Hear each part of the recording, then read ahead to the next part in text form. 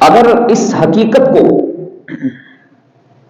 مال و دولت سے روکا جا سکتا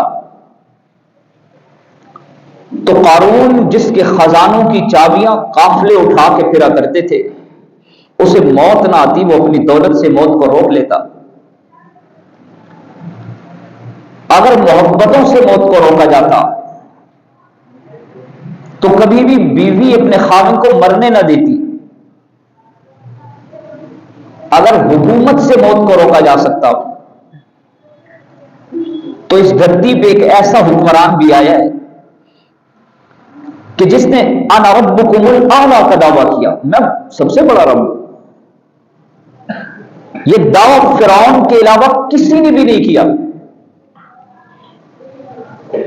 اگر حکومت سے موت کو ٹالا جا سکتا تو اس کی حکومت میں اس کی اتنی پاور تھی کہ اس نے ماؤں کی گود سے دودھ پیتے 10,000 کے قریب بچوں کو چھین کر موت کے گھاٹ اتار دیا، اور کسی میں جرأت نہیں تھی کہ کوئی اس کے خلاف مظاہرہ کرتا، کوئی اس کے خلاف آواز اٹھاتا، کوئی اس کے خلاف تحریک اٹھتی۔ موت کو اگر عقل مندی سے، دانش سے، حکمت سے ٹالا جا سکتا تو حکیم جالیلوس کو، حکیم لقمان کو، کہ جن کی حکمت کے بول قرآن بولتا ہے، انہیں موت نہ آتی۔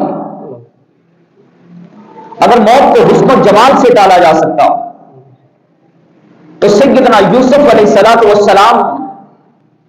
جن کے بارے میں رحمت عالم صلی اللہ علیہ وسلم نے فرمایا کہ شب معراج میں نے یوسف علیہ السلام کو دیکھا، فرمایا کہ اس کائنات کا آدھا حسن تو اللہ نے تنہا یوسف کو عطا کر دیا ہے، وہ کبھی نہ مرتے۔ لیکن اس موت کو، اس حقیقت کو، کائنات کی حقیقت کو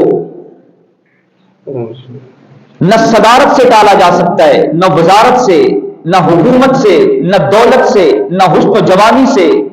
نہ قوت و اقتدار سے، نہ طاقت سے۔ جب وقت آئے گا